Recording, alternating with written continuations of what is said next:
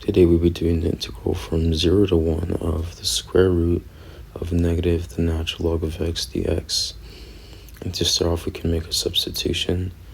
So I'm going to let m equal negative the natural log of x, which means that negative m equals ln x, which also means that e to the minus m is x, which means that dx is negative e to the minus m dm, and that the bounds m sub 1 is negative the limit as x approaches 0 of ln x, but this is going to be negative infinity, which is infinity, so that approaches infinity, and m sub 2 is negative the natural log of 1, which is 0.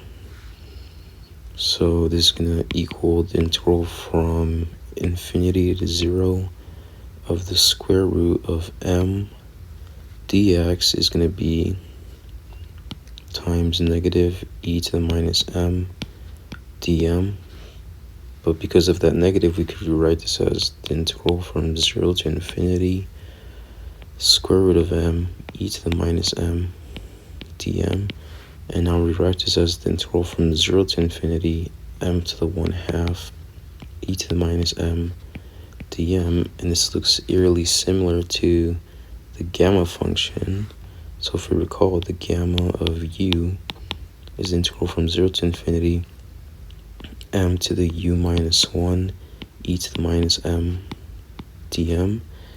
And if we equate the exponents, we have u minus 1 equals 1/2, which means that u is 1/2 plus 1, which is 3/2. So we know u is 3/2.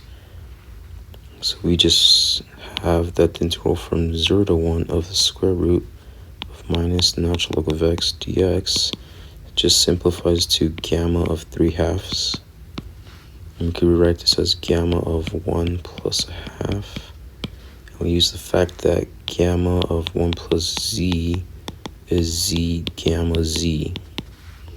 So if z equals 1/2, we have this is equal to 1/2 gamma of 1/2. And we also use the fact that gamma of 1/2 is the square root of pi. So we have that the integral from 0 to 1 of the square root of negative natural log of x dx is the square root of pi over 2. And this is the final result. Thank you very much for watching.